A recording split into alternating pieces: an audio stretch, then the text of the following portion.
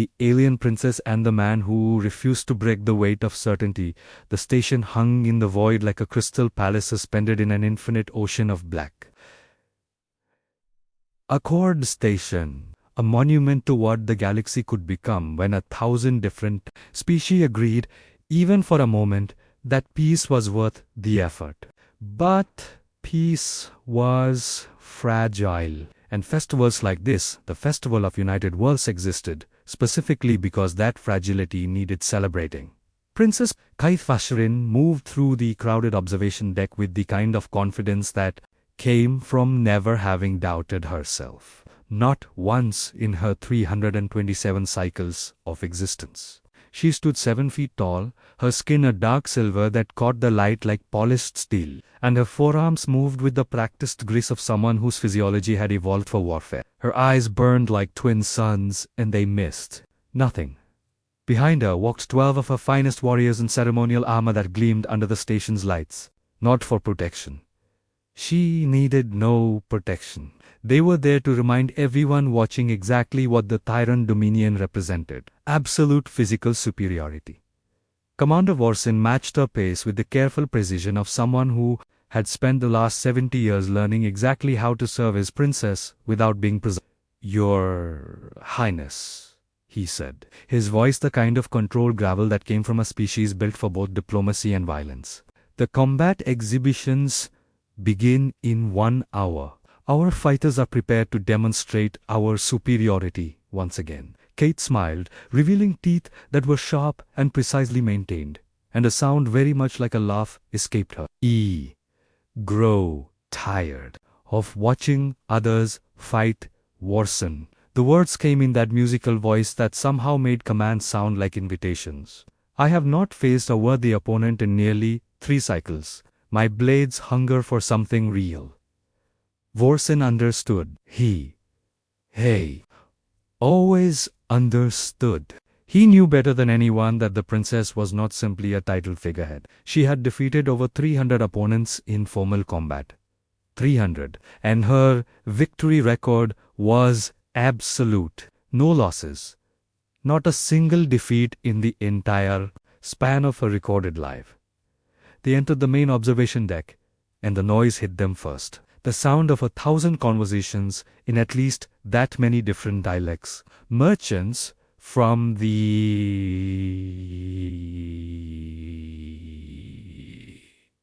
the outer colonies, ambassadors from core worlds, soldiers, scholars, merchants, wanderers, and a few beings whose purpose was purely mysterious. All of them had gathered to watch combat exhibitions on massive holographic screens that dominated one entire wall. The air itself seemed to vibrate with anticipation.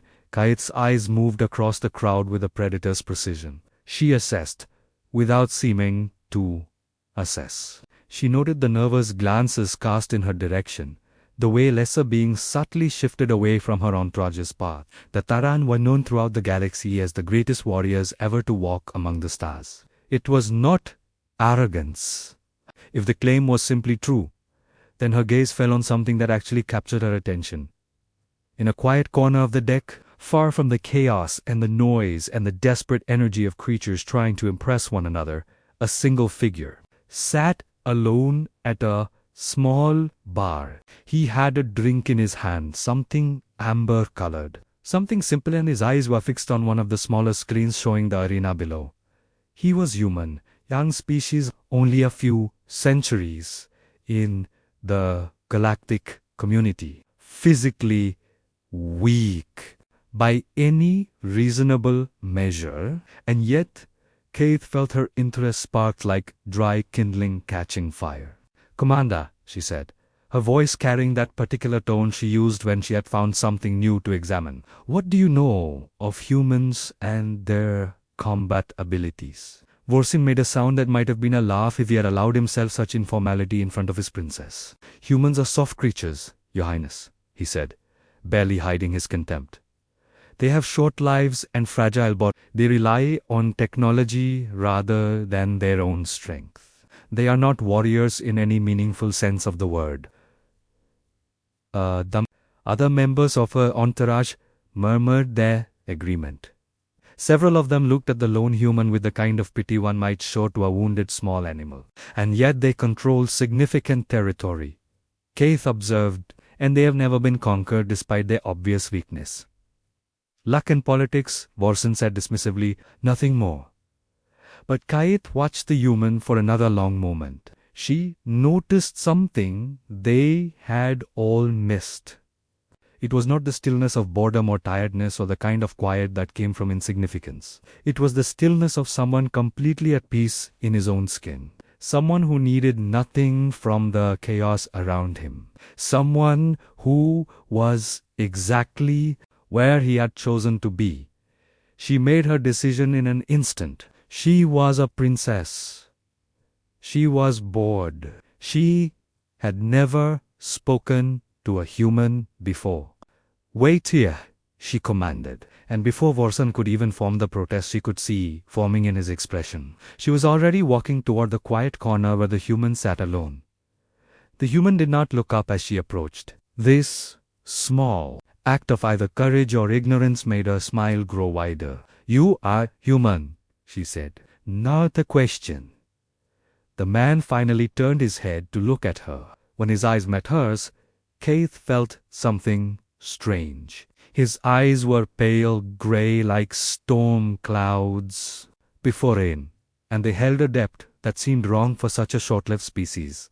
Wrong in the way that certain ancient things were wrong in. The way that deep water was wrong for a surface dweller who had never learned to swim.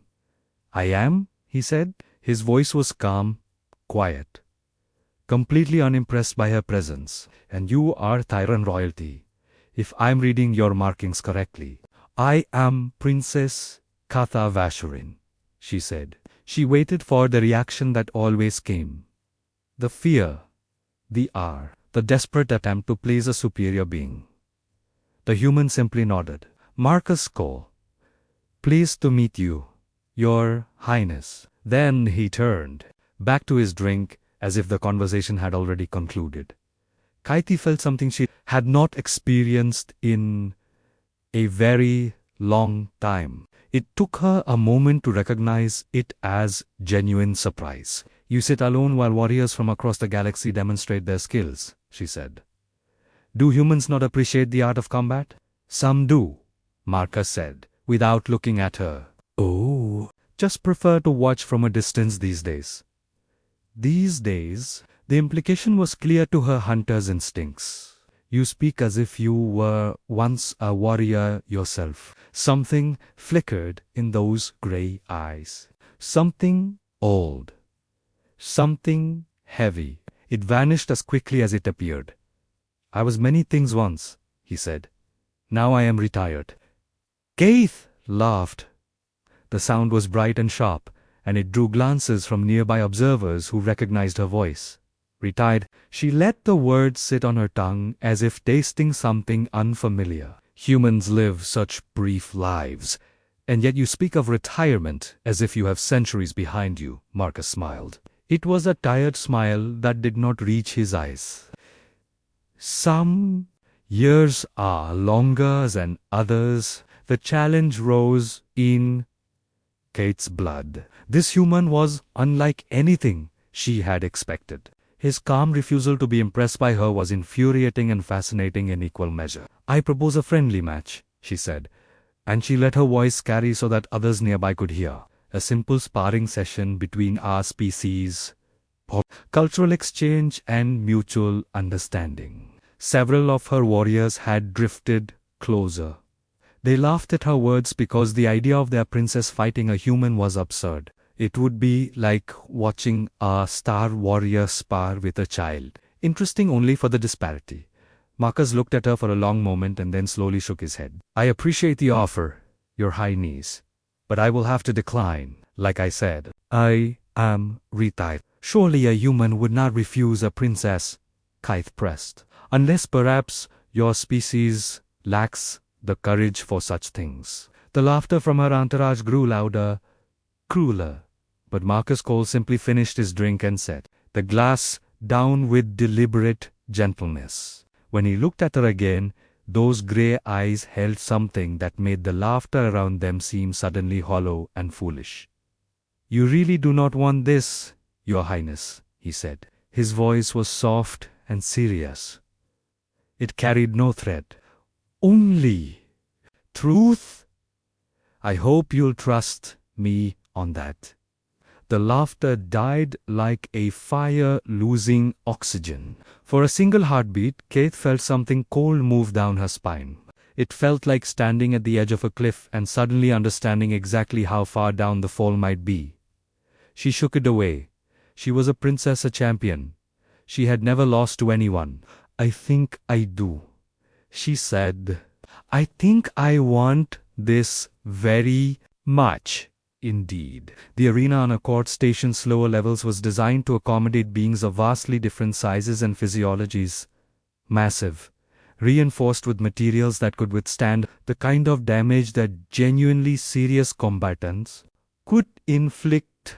The space was enormous, and yet when Keith descended into it with her entourage, somehow it felt intimate, personal, and final. She had changed into her warrior's garb. The clothes she wore were not ceremonial. These were the clothes of someone who actually fought.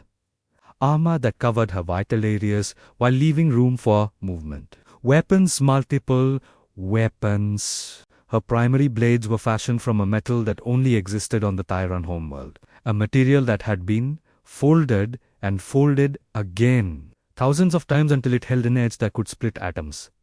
The observation deck had filled quickly. Once word spread that the princess had actually accepted a challenge from a human. Beings pressed against the viewing ports. Ambassadors set aside their diplomatic duties. Merchants paused their transactions. Everyone wanted to see this. Not because they expected a real fight, but because they expected a spectacle. Keitha stood in the center of the arena and waited. She had no doubt whatsoever about how this would end. She had faced beings with 4 arms and 6, beings with claws, and beings with hide that was practically invulnerable. She had faced warriors who had spent their entire lives perfecting their craft, and not once had she found someone her equal. The human would be no different. She would hurt him, not too badly. She was not a killer of the weak, despite what her reputation suggested, but she would hurt him enough that he would understand the fundamental truths of her superiority. He would understand what it meant to face someone who had never known defeat. Marcus Cole descended into the arena in simple clothes. No armor, no weapons. He wore what looked like ordinary civilian garments, and he was barefoot as if he had simply decided to train without even bothering to prepare properly. This made the crowd murmur with anticipation. Keith felt a flash of anger at the casual disrespect, and she let it settle in her blood. She would use that anger. It would sharpen her. "I will give you one final chance to withdraw," she called across the arena. Marcus simply shook his head. "I gave you your chance. Princess, now you get yours. Walk away. No shame. No embarrassment, just." "Leave a Thyran, do not retreat," she said. "I know," Marcus said softly. "I was afraid you'd say that." And then they began. Keith moved with the speed of an apex predator. For arms meant she could attack along multiple vectors simultaneously. The upper pair of blades came in high and low at the same time while her lower pair prepared a follow-up strike. It was a combination that was supposed to be literally impossible to defend against. Marcus moved. He did not block. He did not deflect. He simply moved. His body flowed like water, like something that was not quite where it appeared to be. Kate's blades cut through empty air, and he was already repositioning. She adjusted, adapted, used her superior reach and strength to force him backward. She was faster than he was. She could feel it. Her reflexes were keyed to a level that his human nervous system simply could not match. She would wear him down. It was only a matter of time, but the human's footwork was strange. Not fast, not reactive like hers was. Rather, it seemed almost predictive, as if he was moving before she had fully committed to her attacks, as if he could read the intention in her muscles before her blades actually moved. She tried a different approach. Speed was working against him, so she shifted to power. She used her lower arms to set up a massive overhead strike while her upper arms pressed an aggressive combination that was meant to force him to commit to a defense. The overhead strike descended like a falling star. Marcus rolled beneath it. The blade passed so close that it would have taken his head clean from his shoulders. Then he was on his feet again, just out of reach, breathing steadily. That should have been his ending.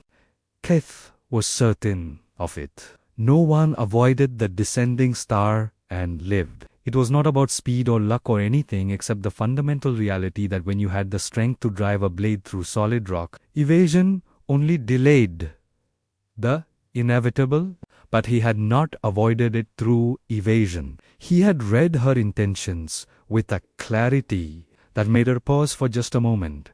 The moment was a mistake.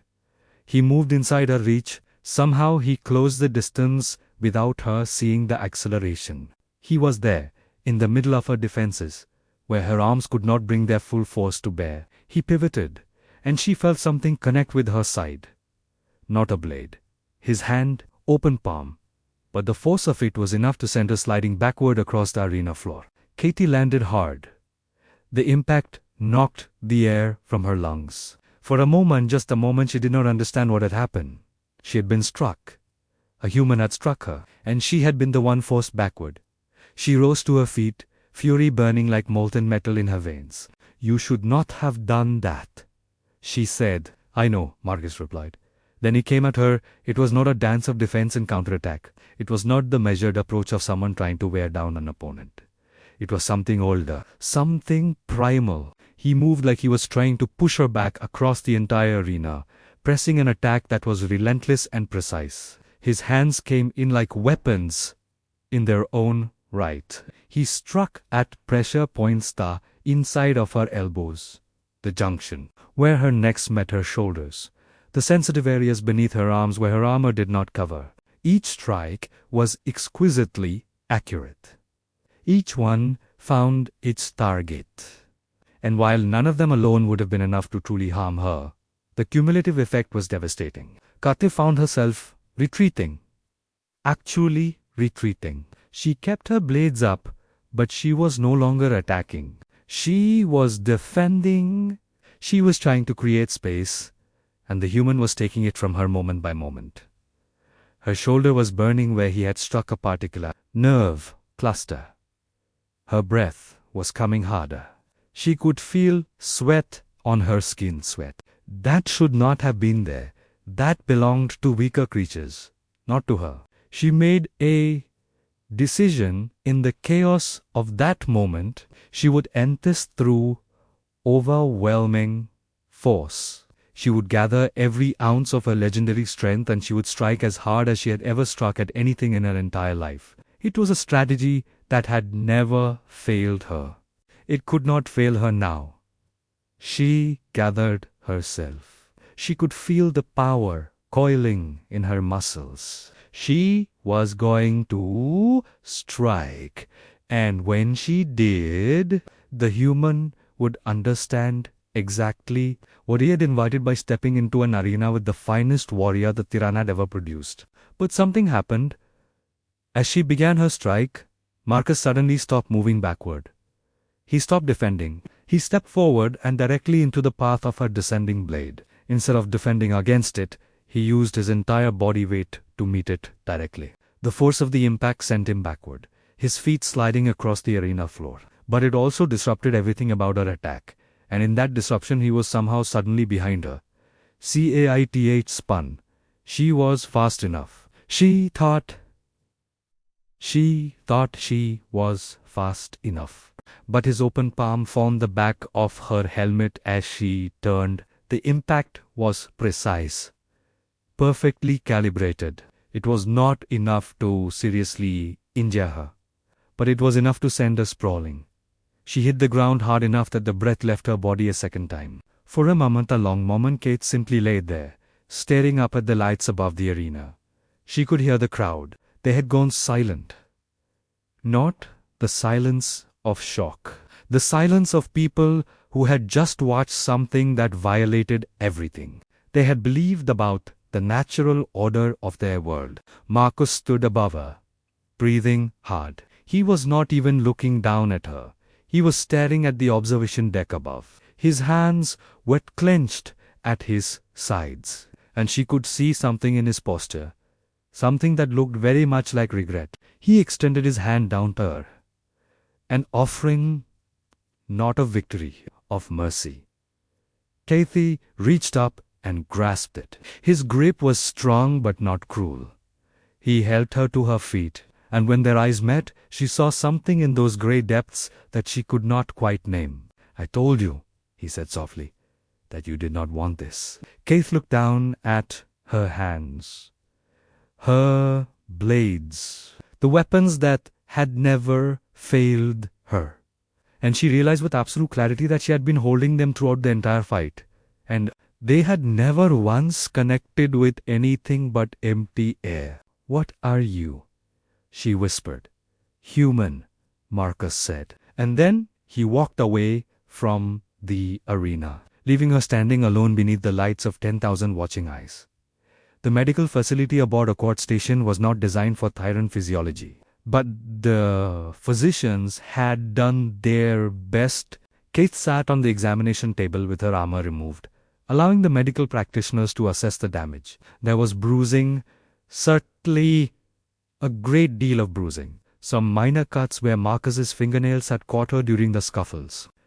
But nothing was broken. Nothing was seriously damaged, which made it somehow worse.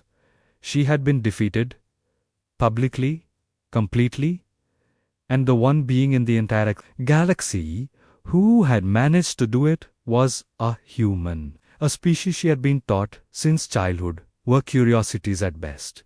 Interesting experiments in how lesser beings could survive on a hostile world, but never true warriors. Commander Vorson stood beside the examination table, his expression carefully neutral, but Kate knew him well enough to read the thoughts moving behind his eyes. Concern, strategic recalculation, a reassessment of everything the Thyran had believed about their place in the galactic hierarchy. "The observers are asking questions, Your Highness," Vorson said carefully. "Many questions. There is speculation about what we witnessed. Some are suggesting that the human must have possessed technology we did not detect. Others are proposing that it was some form of chemical enhancement. A few are suggesting that you allowed yourself to lose as part of some elaborate diplomatic gesture." Kaith laughed. The sound was bitter in her own ears. "I did not allow myself to lose," she said. "I was outmatched, Vorsin. Completely outmatched. That is the truth, and I suspect it is a truth that troubles everyone far more than it should." She dismissed the physicians and made her way back to her quarters on the station. The corridor seemed longer than she remembered.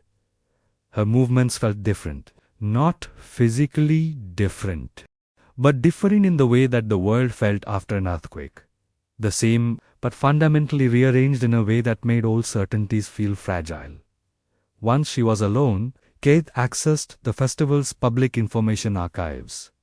She began searching for anything she could find about humans. Historical records, combat assessments, demographic data, news reports. Anything what she found was a picture that did not match her understanding of the galaxy at all.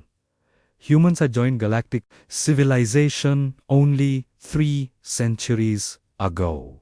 In that time, they had been involved in exactly 2 military conflicts. In both, they had been outnumbered at least 10-1. In both conflicts, their species had not simply held their ground, they had won. Not through superior technology, not through luck or politics, but through something else. The reports did not quite know how to describe it. Resilience maybe, or determination, or something about the way humans approached problems that made them more adaptable than species that had evolved for thousands of years in stable environments. One particularly interesting report from the HFY Historical Society noted that human combat doctrines seemed based on the assumption that they should be able to find a way to win against anything they faced. Not because they believed they were superior, but because the alternative was extinction. The report had been filed over 50 years ago, and it had triggered precisely zero political response. Keith realized, reading it, that everyone in galactic politics had simply ... ignored it. The HFY Society had noted something important, and the rest of the galaxy had decided not to think too deeply about the implications. She found references to historical human conflicts before they joined galactic civilization. Humans fighting other humans. They had weapons that could destroy entire cities, technology that could render planets uninhabitable. And yet they had survived those conflicts and gone on to create something resembling a cohesive global government. Most species in the galaxy could not have managed that feat with peace, let alone following apocalyptic war. And then she found something else. A news report from approximately 25 years ago. A human security expert named Marcus Cole had been deployed to the colony world of Titan, the Rexana predatory species that had been expanding there. Territory through conquest and slavery had invaded. The colony had a population of approximately 2 million human civilians. Marcus Cole had been there as a security consultant. When the invasion came, he had done something the report called unusual and unprecedented. He had chosen to stay. The details were sparse. Military records, mostly. But the outline was clear. Marcus Cole had positioned himself at a critical location between the invading Rexan forces and the evacuation points where civilians were being shuttled to safety. He had held that position alone for 72 hours. 72 hours of continuous combat. The reports estimated he had killed between 400 and 500 Rexan soldiers in that time. The evacuation had been completed, 2 million civilian lives saved. And Marcus Cole had survived the ordeal, though the military report noted sustained injuries consistent with near-death combat scenario. Full psychological evaluation recommended. Keith read and reread that report. 72 hours, alone against an entire invading force. Not fighting to win, fighting to buy time, fighting to keep other beings alive. She realized reading those clinical descriptions of an almost impossible feat that she was looking at exactly the same thing she had experienced in the arena. The same precision, the same absolute refusal to break, the same characteristic that seemed to identify a human warrior at their peak, the ability to remain functional when everything in them was screaming to stop. Kate stood up from her terminal and made her way toward the observation deck. She needed to see stars. She needed space to think about what her defeat meant. And more than that, she needed to see if Marcus Cole was still aboard the station. She found him exactly where she had first encountered him, sitting alone at the small bar, watching the same screen showing the arena far below, as if he had never left, as if their entire conflict had been something he had simply set aside and returned to once it concluded. This time, when she approached, he looked up immediately. "Wondered if you would come find me," he said. "I hope you are recovered from our sparring match." Keith sat down on the stool beside him without waiting for permission. She felt strange sitting at this bar, strange being in proximity to the being who had defeated her, strange feeling anything except anger or the hollow shock that had followed. Her loss. "I have been reading your history," she said without preamble. "Your records. Your military assessments. I found a report about Titan, about you holding a defensive position for 72 hours. Marcus was quiet for a moment. He gestured to the bartender, and without a word being exchanged, the bartender produced a drink, something non-alcoholic. something calming, and placed it in front of Kai. 72 hours, Marcus said finally, though it felt longer. Time moves differently when you are trying not to die. They said you killed hundreds of Rexan soldiers. Yes? Alone? Yes? How? Cave asked. It was the simplest question, and it contained everything she needed to know. Marcus turned to look at her fully. Those grey eyes held hers with the same intensity they had shown in the arena.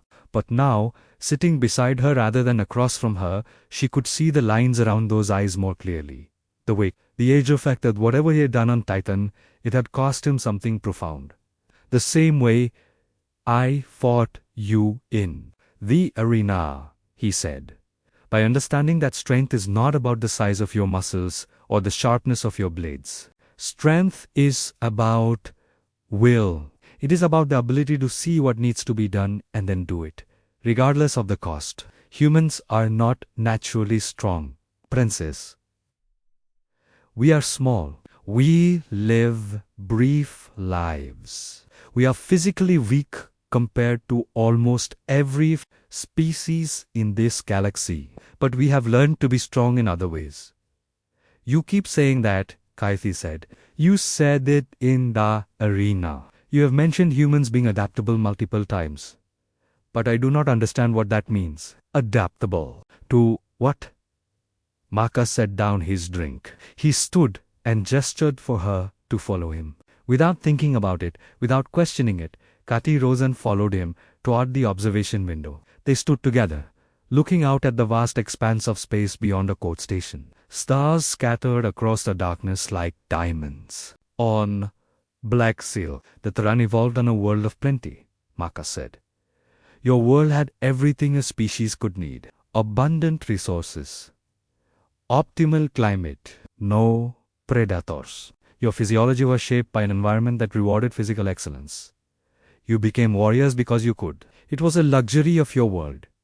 He pointed at one of the stars, a yellow-white point of light at a distance that Kate's mind struggled to conceptualize. Humans evolved on a world that tried to kill us every single day, Marcus continued. We were not the strongest or the fastest or the most numerous. We were prey for creatures that could tear us apart without effort. Our planet sent ice ages and plagues and disasters that tried to wipe us out generation after generation. We lived in a world where survival was not guaranteed. He turned to face her. We learned to survive by being adaptable, by refusing to give up, no matter how impossible the odds, by turning every disadvantage into a weapon. We learned to make tools, to share knowledge, to work together. And we passed that knowledge to our children who passed it to theirs. Every human who has ever lived carries the survival instincts of 100,000 generations. When one of us is pushed far enough, all of that potential wakes up at once. That is what you saw in the arena. Princess, that is what I became when Titan was invaded. Kathy absorbed his words. She could feel them rearranging her understanding of the galaxy like tectonic plates shifting beneath the surface of her world. Why show mercy, then? She asked. In the arena you defeated me completely. You could have killed me if you had chosen to. Why allow me to live? Marcus turned to look at her, and his grey eyes held a depth of experience that made her 3 centuries of existence feel like a brief childhood. Because killing you would have been easy, he said. Easy is never worth doing. Teaching you was difficult, and difficult things are the only things that matter. He looked back at the stars. I have killed many beings in my life, he continued. Some because I had to, some because there was no other choice. But every death stays with me. And I have learned that the true measure of strength is not how many you can defeat, it is how many you choose not to. Kate thought about her own centuries of combat. The victories, the defeats she had dealt to others. And she realized she had never thought about it that way. She had been obsessed with winning, with the perfect record, with never allowing anyone to match her strength. But She had never once considered what that winning meant, what the weight of 300 victories actually represented. My people have always seen humanity as a young species, she said carefully. A curiosity, something to study and perhaps protect, but never a true equal. I know, Marcus said softly. And now, Keith continued, I think we may have made a very dangerous mistake. I think that understanding that might be more valuable than any military advantage. Marcus smiled, a real smile, one that crinkled the corners of his eyes and made him look almost gentle. That was my hope, he said. Lessons are always better than funerals. The next 3 days aboard Accord Station passed in a strange kind of suspension. Keitha attended official functions. She engaged in the political discussions that had been her purpose for traveling to the festival in the first place. But her mind was elsewhere. It was in the arena. It was in the observation deck, watching Marcus Cole sit alone with a drink and his memories. It was grappling with a complete reorganization of everything she had believed about her place in the galaxy. The political situation was becoming complicated. Her defeat had spread throughout the station faster than any official announcement could have managed. Every species represented at the festival now knew that the undefeated princess of the Tyrant Dominion had been soundly beaten by a human who had not even been seeking combat. The implications were being discussed in corridors and diplomatic lounges with an intensity that bordered on panic. Several delegations approached her. The Vekarai, who had clearly been expecting something like this for decades, based on their historical records. The Aikish, who wanted to understand what they had been missing about human physiology and combat techniques. The Soan Collective, who were already recalculating their defense expenditures. Everyone wanted the same thing: to understand what Marcus Cole represented and whether it represented a threat. Keith gave them all the same answer: I do not know. And neither should you rush to judge based on the actions of a single individual. But privately, she was beginning to understand. And what she was understanding terrified her in a way that nothing in her life had ever terrified her. On the 4th day after the match, as Kathy was making her way through one of the station's secondary corridors, she encountered Commander Vo. He had the expression of someone who had been looking for her. Your Highness, he said, falling into step beside her. There is a matter that requires your attention. The delegation from our homeworld has sent an urgent communication. Your father wishes to speak with you regarding the implications of your defeat. They are requesting that you return home immediately to discuss the political ramifications. Kaith stopped walking. She stood in the middle of the corridor and turned to face her most trusted advisor. What does my father actually want? She asked, beyond the official language about political implications. What is he truly concerned about? Vorsin hesitated, which was interesting. Vorsin rarely hesitated. He is concerned that your defeat has damaged your credibility as the future leader of our people, Vorsin said finally. There are members of the Elder Council who are suggesting that a leader who has been defeated cannot be trusted to lead us into the future. There are suggestions that perhaps your younger brother Ket should be considered for the throne instead. Kati felt something crystallize inside her. Not anger, not fear, something clearer and more certain than either of those. Emotions. Convey this message to my father, she said. Tell him that I will not be returning to the homeworld for at least another cycle. Tell him that I am conducting important research regarding the military capabilities of human warriors. Tell him that the implications of my defeat are far more significant than he currently understands. Your Highness, Vorsin began, and Kaif continued, that if the Elder Council wishes to discuss replacing me as heir, they are welcome to do so. But they should do so understanding that the decision they make in the next few months will define the Taran Dominion's position in the galaxy for generations to come. And if they decide to choose weakness over wisdom, simply because I have learned something valuable from my defeat, then they deserve whatever consequences follow.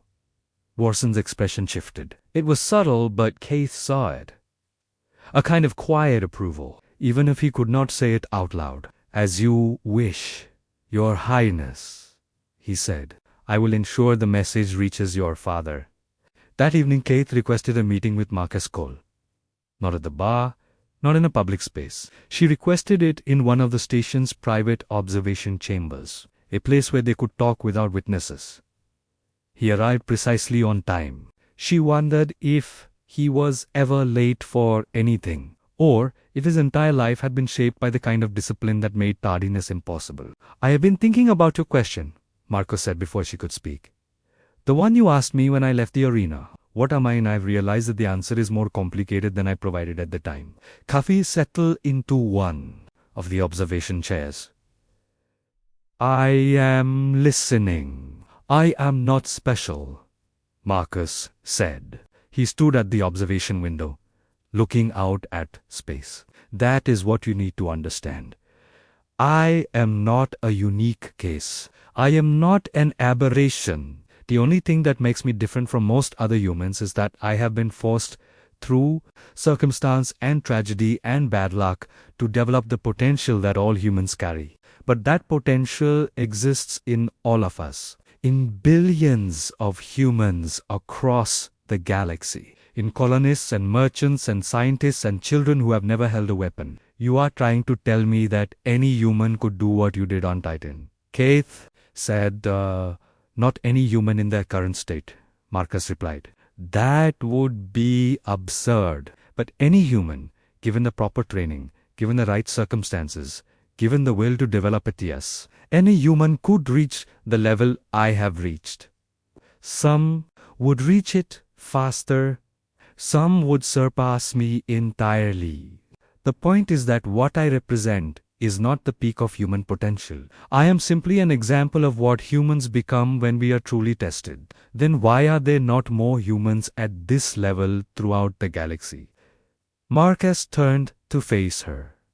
Because we do not want there to be.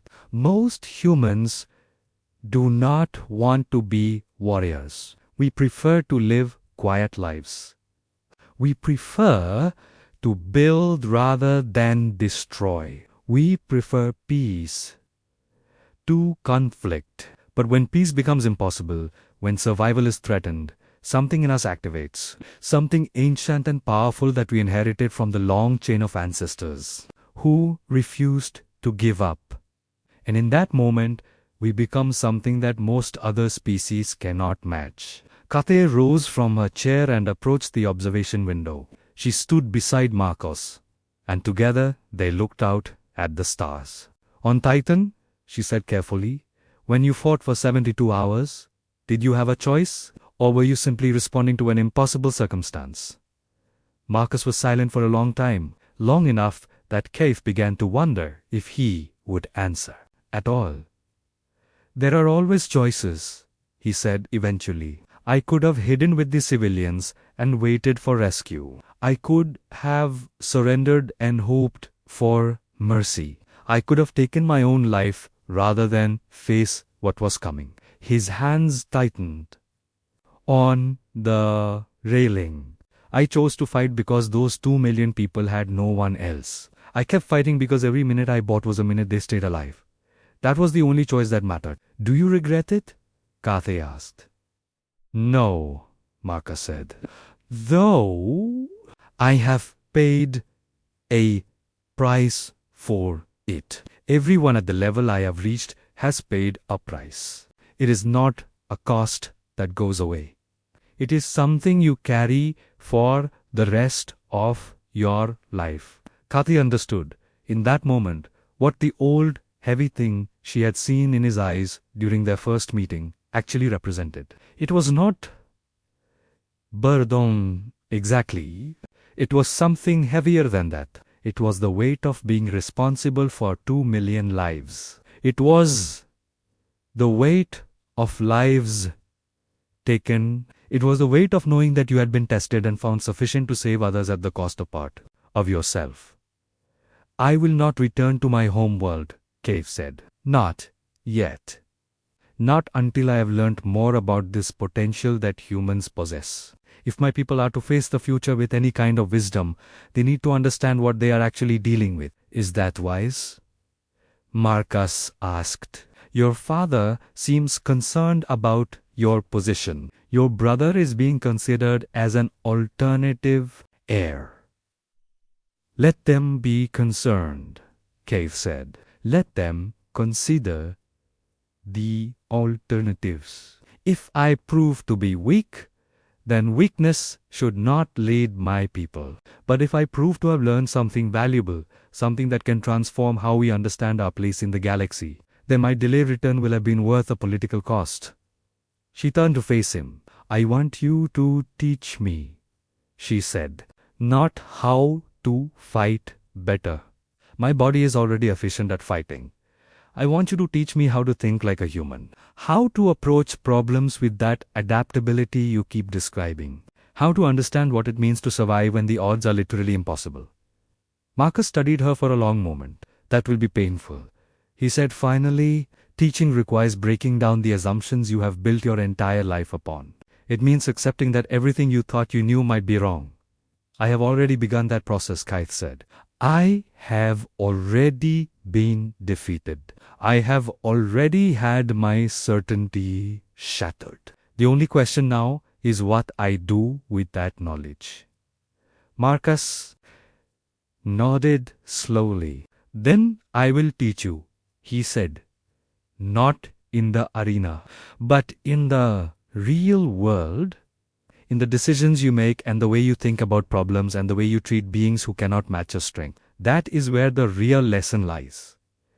Over the next cycle, Keith and Marcus spent time together in ways that would have been unthinkable just days earlier. They talked for hours in observation lounges and quiet corners of the station. He described his life before Taition. His marriage to a woman named Sarah, who had been a nurse, his attempts to leave the warrior life behind, his gradual realization that the past never truly lets you go. No matter how far you travel or how many years pass, in exchange Kate described her own life. The expectations placed on her from birth, the constant pressure to maintain her perfect record, the loneliness of being superior to everyone around you, the way that when you have never lost, you begin to believe that losing is simply not possible until the moment when it happens, and slowly, almost imperceptibly, she began to see the galaxy in a different way. Not as a hierarchy with the physically strongest at the top, but as a complex web of relationships and potentials. As a space where the greatest strength was not in muscle and reflexes but in wisdom and adaptability. It was a vision that terrified her. It was also a vision that gave her hope. The Festival of United Worlds lasted exactly 30 days. This was traditional, enough time for representatives from the major species to gather, conduct their diplomatic business, celebrate their shared existence, and then return to their respective territories. Keith had originally planned to depart on the 28th day. Instead, she found herself approaching the festival's end with a growing sense of urgency about a conversation she did not want to have. It was Marcus who brought it up, in the subtle way he had of addressing difficult truths. They were in the observation deck where they had first met. The bar was less crowded now, as many travelers had already begun their departures. The energy of the festival was fading, like a fire that had burned brightly for a short time and was now settling into ash. You will need to leave soon, Marcus said. It was not a question. Yes, Keith replied. 3 days. My father has made it clear that any longer and he will interpret my absence as a direct challenge to his authority. My brother Keith has been making moves to consolidate support among the younger council members. If I do not return soon, the opportunity to negotiate my position will be gone. And what will you do when you return? Marcus asked. Keith had been asking herself this question for the past week. What exactly was her plan? To return to the Tyron homeworld and announce that everything she had believed about human weakness was wrong. that the military assessments that had been accepted for 3 centuries needed to be completely revised. That the Tyrone Dominion needed to fundamentally change its approach to dealing with human space. "I will tell them the truth," she said. "I will tell them that I was defeated by a human warrior and that this defeat represents not a failure on my part but a crucial lesson about the true nature of strength. I will argue for formal alliance with humanity rather than the current position of distant observation and mild interest. I will recommend that we take human military potencies seriously as something that is fully equal to our own, perhaps surpassing it in contexts where adaptability matters more than raw power." "And what will they say to this?" Marcus asked gently. "They will say, 'I am mad.' They will say that my defeat has clouded my judgment. They will question whether a leader who has been beaten can be trusted to lead wisely. They will probably remove me as heir to the throne." Keith felt the weight of those probable futures as she spoke them. "My brother will take my place, and he will continue the current policies. The Tyrant will remain isolated from human space. We will treat humanity as a minor species, and when inevitable conflict occurs, we will be unprepared." Marcus nodded. He had known all of this already. He was simply giving her space to articulate it. "There is another option," he said. "You could forget what you have learned. You could return home and let the political wheels grind. In a few years, perhaps you could convince your father to slowly change policy. You could be cautious and gradual and never risk your position." "That is not what I am going to do," Kai said firmly. "I know," Marcos replied, "but I wanted to give you the chance to say it out loud, to confirm that you understand exactly what this is going to cost you." Kate felt something crystallize in her chest, a kind of resolve that had not been present before. "Your wife," she said. "The nurse? You mentioned she was the strongest person you knew." "Sarah was the strongest person I have ever known," Marcus said. His voice grew softer. "And her strength had nothing to do with combat or physical prowess. She spent her entire life in service to other beings. She spent her last year alive in constant pain from a disease that should have broken her. And instead, she spent that year making sure that everyone around her knew they were loved. That was strength. That was what strength actually meant." "You are trying to tell me that going home and fighting for what I believe, even if it costs me my position, is what strength looks like," Kathy said. "I am telling you that it is one form of strength," Marcos replied, "and that Sarah would have recognized it as something real." Keith spent her last 2 days aboard a court station in a state of internal preparation. She recorded a formal message to her father, not explaining her defeat or her new understanding, but simply stating her position. When she returned, she would present her findings regarding human military capabilities. She would argue for fundamental policy changes. She was not asking for his agreement. She was informing him of what was coming. On her final night, she requested one last meeting with Marcus. Not in the observation deck, but in the arena where they had fought. The space was empty at this hour, just the two of them, standing in the vast chamber where her certainties had been shattered. "I have something for you," Marcus said. He produced a small data drive. "These are the recordings of everything that happened during the Titan conflict. The military assessments, the casualty reports, the full scope of what one human alone can accomplish when truly tested. I want you to have it. I want you to show it to your people. I want them to understand not just that I am dangerous, but why. Understanding the why is always more important than understanding the how." Keith took the drive. It was small enough to fit in her palm, but it felt much heavier than its physical weight. "After I return home," she said, "there will likely be political consequences. I may no longer be the heir to the throne. The tyrant dominion may decide that formal alliance with humanity is a mistake. Everything I am about to do could fail." "Yes," Marco said, "and you would still be willing to help me try?" "I would," Marcus said, "because what you are doing matters. It matters far beyond just the tyrant and the humans and this station. There are 1,000 species in this galaxy. Kaith, most of them do what they've always done. They follow the patterns established by their ancestors. They make decisions based on fear and assumptions that were never questioned.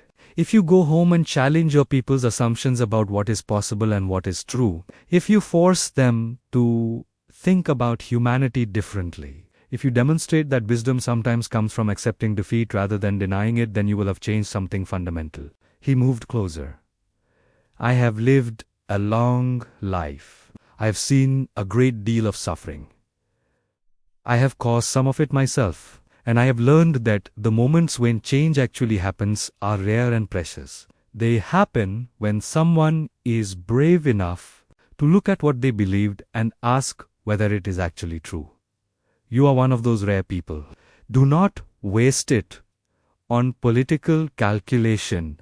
That night, Kaith boarded her ship. Commander Vosin was already aboard, along with her personal guard. The journey home would take 3 days in sublight travel, 3 days to prepare her arguments, 3 days to organize the evidence, 3 days to accept that her life was about to change in ways that she could not fully predict. As the ship disengaged from Accord Station's docking infrastructure, Kathy stood at the observation window and watched the station recede into the distance. She could imagine Marcus there, returning to his quiet bar, his quiet observation of warriors he would never fight again. She touched the data drive he had given her, still clutched in her hand. The Taran Dominion was about to face a truth that it had avoided for 3 centuries. And Kathy was going to be the one to force the confrontation. It might cost her everything. But it was the right thing to do. And that, she was finally beginning to understand, was the only measure of strength that ultimately mattered. The Dominion's royal court was exactly as Kaith remembered it. Grand, imposing, designed to demonstrate the absolute authority of the throne and the unquestionable superiority of Taran civilization. The walls were carved from a single piece of crystalline stone that had been shaped over the course of centuries. The throne itself was elevated on a platform that required anyone approaching it to literally look upward at the seated monarch. Every detail was an assertion of dominance, of power, of the natural order of the galaxy.ca. Hit had never questioned any of it before. She had always found it comforting in its absolute certainty. Now, standing in this space after everything she had experienced, she found it claustrophobic. Her father, Emperor Vasha IX, was waiting for her. He was much older than Kaith, his silver skin darkened with the patina of age, his eyes still sharp but carrying the weight of centuries of decisions. Beside him stood her brother Kath, younger than her by approximately 40 years. Hungrier for power in a way that Kathy had never felt the need to be. "My daughter returns, Emperor," Fasha said, his voice the kind of deep rumble that had shaped the policy of the Dominion for 373 years. "Tell me what you have learned that could possibly be worth the political consequences of your extended absence." Kaith had prepared remarks. She had organized her thoughts. But now, standing before the throne of her father and the future throne of her brother, she found that she needed to speak simply and directly. "I have learned that we are wrong about humanity," she said. "Fundamentally wrong. And if we do not change our approach to this species, it will cost us everything in the long term." The court erupted in murmurs. She could see the calculation already beginning in the eyes of her father's advisors. How to use this statement against her. How to spin her words into evidence of instability. Explain, her father said. His tone was neutral, but his expression had hardened slightly. So Keith explained. She described her defeat in the arena. She showed the recordings from Marcus Cole's historical fights. She detailed the military analysis of what a single human had accomplished on Titan. And she made her argument that humans represented not a young, weak species to be tolerated, but a potential rival in terms of military capability and, more importantly, in terms of strategic thinking. You are a princess who has never lost, her father said when she finished. And now you come before this court claiming that your loss was not a failure of judgment but an enlightenment. You will understand if we treat this claim with appropriate skepticism. I do understand, Kate said, but I am asking you to examine the evidence regardless of your skepticism about how I obtained it. The data I have provided is factual. The military records are authentic. The assessment from the Vekara Historical Society is over 50 years old and was largely ignored by galactic politics. But the truth of what they observed has not changed. Keth rose from his place. He was younger, more ambitious, and he had been waiting for exactly this opportunity. My sister proposes that we fundamentally shift our policy toward a species that is at most unequal and at least still many thousands of years behind our own development, Kev said. She proposes this based on her personal experience fighting one individual human. How is this not the clouded judgment of someone who has been defeated and is seeking to reframe that defeat as wisdom? It was a brilliant move politically. Case could see her father considering it, could see the way the court was nodding. Because, Keith said, a wise ruler makes decisions based on what is true, not on what is flattering. The truth is that humans are dangerous. The truth is that they have capabilities that we have underestimated. And the truth is that ignoring this reality is strategically foolish. And how do you propose we verify this? Her father asked. Send a diplomatic and military assessment team to human space, Kate said. Send observers. Conduct formal interviews with human military strategists. The humans will cooperate because they also understand the value of formal alliance. What you will discover is exactly what I am telling you. That humans represent something new in galactic civilization. Not a threat, but something that needs to be approached with respect rather than indulgence. The debate continued for hours. Kate fielded questions from council members who were skeptical, hostile, curious, or some combination thereof. She stood in the center of that vast court and defended her position with every ounce of conviction she possessed. And slowly, almost imperceptibly, things began to shift. It was not the force of her argument that changed minds. It was the consistency of her argument. It was her willingness to stand alone against the established wisdom. It was the fact that she was not offering platitudes or political maneuvering. She was simply stating what she had learned and accepting the consequences. When the council finally adjourned for the day, her father requested a private audience. They stood together in his private chamber, a space that Kate had been brought to only a handful of times in her life. It was designed for private reflection, not public display. The walls were unadorned stone. A single viewport looked out at the twin moons of the Traran homeworld. You understand what you have done, her father said. It was not a question. Yes. Kaif replied. I have made a claim that undermines centuries of established wisdom. I have positioned myself against both the court's current policy and my brother's ambitions. I have likely cost myself the throne. Yes, her father said simply. And that was necessary, Keith continued, because the alternative was to remain silent about something I know to be true. Because a leader who is not willing to speak truth in the face of opposition is not a leader worth following. Her father was quiet for a long moment. "I have ruled this dominion for longer than you have lived," he said finally, "and I have made many decisions. Some were wise, some were foolish. But I have learned one truth that has served me well. The decisions that cost the most are often the decisions that matter the most." He turned to face her. "I am not going to immediately accept your proposal for policy change. That would be foolish, but I am going to authorize the assessment team you have suggested. And I am going to do something more.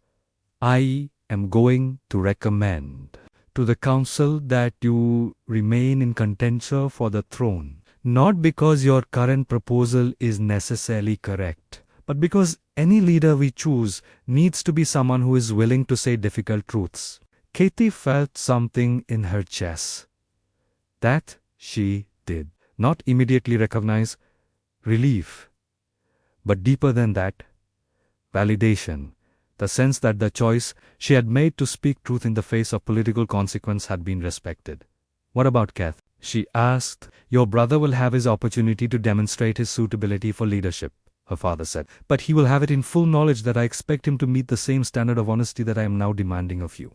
If he is the better choice, the council will know. And if you are the better choice, it will not be because you are stronger or faster, but because you are wiser." Over the following months, the dynamics of Tyrone politics shifted. An assessment team was indeed sent to human space. They returned with comprehensive reports that confirmed much of what Kath had argued. Humanity was indeed a sophisticated, dangerous, and strategically important species. The reports recommended formal alliance and increased cultural exchange. Council debated, argued. Some of the older members resisted the idea of elevating humans to the status of equals. But slowly, the weight of evidence became undeniable. Kate's brother Katz attempted to position himself as the more cautious option, someone who'd move carefully rather than rapidly toward any alliance. It was a politically sound position, and for a time, it seemed like it might succeed. But then, something unexpected happened. A merchant convoy from the Akis species was attacked by Rexon raiders in territory that was ostensibly under joint protection agreements. 23 vessels were destroyed. Over 1,000 beings were killed. The attack should never have happened. It was a violation of everything the galactic community had agreed upon, and humans responded. 3 human military vessels happened to be in the region conducting authorized surveys. When the Rexon attack began, instead of retreating to report the incident, the human commander engaged against orders, against the chain of command, against every diplomatic protocol, because the merchant convoy contained civilians who needed help.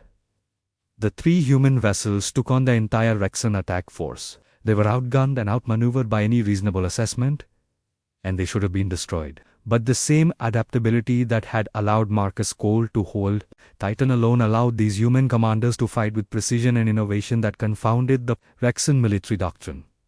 By the time Thyron and Akis reinforcements arrived, the human vessels had destroyed 17 Rexon attack ships. They had taken heavy casualties themselves. 2 of the 3 human vessels had been critically damaged, but they had ensured that the merchant convoy was able to evacuate. When the reports reached the Thyron homeworld, the council fell silent. This was not theoretical anymore. This was not debate about human potential. This was human warriors acting without orders, demonstrating exactly the kind of sacrifice and determination that Keith had been trying to describe. The vote for alliance passed almost unanimously. Keth accepted the decision with grace. He would not be heir to the throne immediately, but he was made a high-ranking member of the delegation to human space. It was not the prize he had wanted, but it was a significant position, and he accepted it with the understanding that future opportunities would come. Kate, meanwhile, was formally named successor to her father, not because she had won a political battle, but because the council recognized that a leader needed to be someone who could see the galaxy clearly, even when that clarity was uncomfortable. 6 months after her return, Kate found herself aboard a code station again, this time in an official capacity as the Tyron representative to Galactic Affairs. Her first official act was to seek out the human quarters where Marcus Cole had been living. She found him in the same observation bar, watching the same screens. It was as if he had never left. "I wondered when I would see you again," Marcus said, when he noticed her approaching. "I have been following the developments on your homeworld. You seem to have navigated the politics successfully." Kate sat beside him. It felt different this time. She was not seeking wisdom. She was coming as an equal, ready to discuss the implications of what they had both set in motion. 3 human military vessels were attacked by our Exxon forces, she said. They fought against overwhelming odds to protect an Arkish merchant convoy. They were injured and damaged, but they did not retreat. They did not calculate the cost.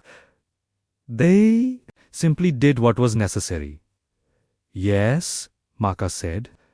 "I saw the reports." "That is what you were trying to teach me," Keith said.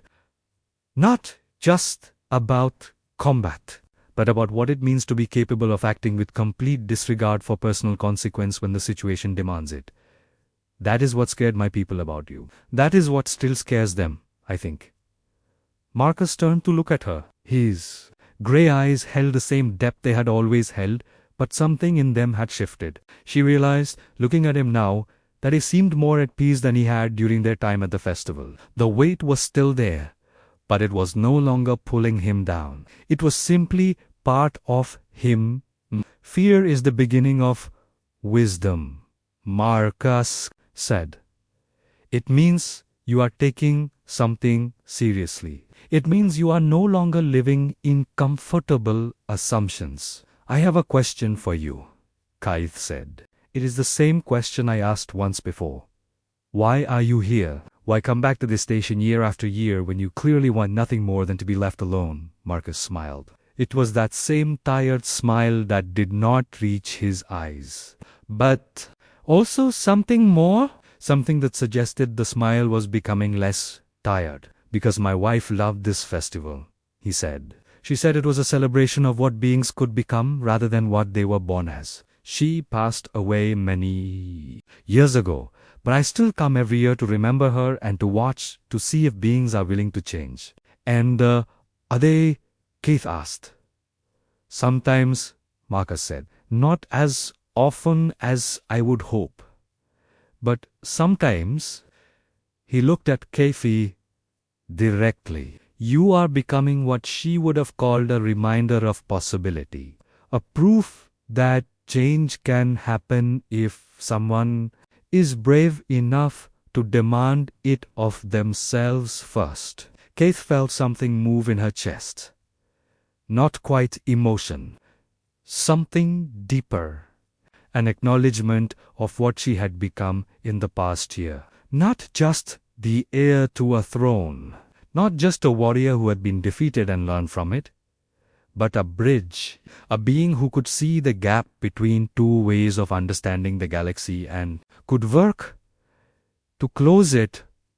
"I am going to make a recommendation to the Thyron Dominion," she said. "I am going to propose that humans should be invited to participate in the Festival of United Worlds, not as observers or curiosities, but as representatives of a peer civilization. It will be controversial. It will take time to organize. But I believe it should happen." "That would be a significant statement," Marcus said. "Yes," Keith replied. "It would be a statement that my people have learned something, that we have been humbled by the encounter with a species we thought was inferior, and that we have chosen wisdom over pride." Marcus nodded. "Sarah would have liked that," he said. She always believed that the galaxy would be better if more beings could learn to respect what they did not automatically understand. They sat together in the observation bar as the station rotated and the stars wheeled overhead. Case thought about the journey that had brought her to this moment. The boredom that had led her to challenge a stranger. The defeat that had taught her more than 1,000 victories could have. The difficult choice to speak truth in the face of opposition, and she realized that this was what her father had meant when he spoke about the most important decisions costing the most. But the cost was not high. Not anymore. It was a cost that had already been paid by her willingness to be wrong. And what remained was something far more valuable. The knowledge that the galaxy was far more complex and interesting than she had ever imagined. That beings could surprise you. That strength came in forms you never expected. And that wisdom often looked like humility. Marcus and Cave sat together in comfortable silence, watching the displays of warrior exhibitions on the screens below. Cave was not watching for entertainment. She was watching for signs of the same understanding. She had come to signs that beings throughout the galaxy were beginning to question their assumptions about what was possible. Somewhere in the vast expanse of space between the stars, other encounters were happening. Other beings were making choices about whether to hold to certainty or accept change. The galaxy was vast and slow to shift. But shift it would. And it had started here, in an arena on a Accord station, with a princess who was willing to be defeated, and a man who was patient enough to teach rather than simply to win. As the festival wound toward its conclusion, Keith prepared for her return home. But this time it was not a retreat.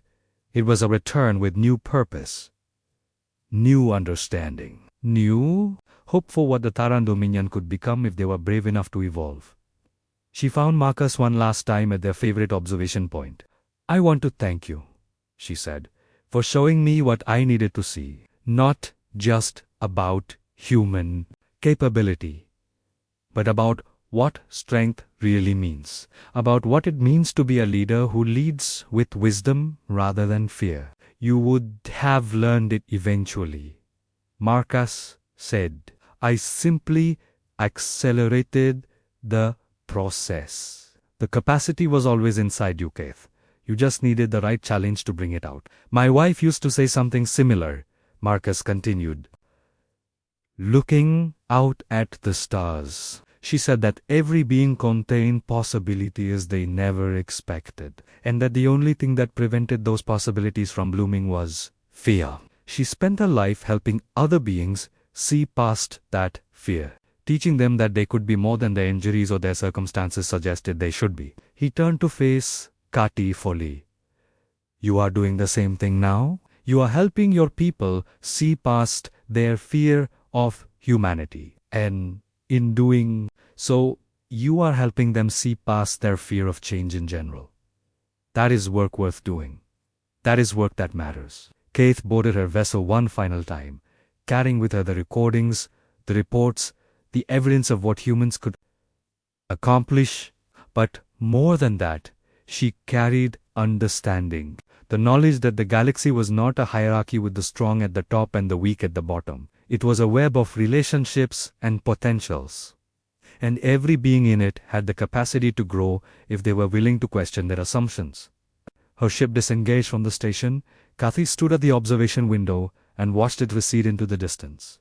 She thought about a retired warrior who had sat alone in a bar drinking and remembering his wife. She thought about what it meant to choose teaching over victory, to choose mercy over final triumph. And she thought about what the future would hold for a galaxy, slowly learning that strength was not measured in combat victories or physical prowess, but in the willingness to see truth, even when that truth challenged everything you had believed. The Tyrant Dominion would change now, not overnight, not without resistance from those who were comfortable with old certainties. But it would change because its future leader had been brave enough to be defeated and wise enough to learn from it. And somewhere on a core station, Marcus Cole stood at an observation window watching the endless stars, thinking about his wife, thinking about a princess who had been taught by defeat, thinking about the slow, inevitable way the galaxy would become something better, one conversation at a time, He raised his drink to the stars and smiled. Some years, he thought, were longer than others. But some lives were measured not in the years they lasted, but in the changes they made possible.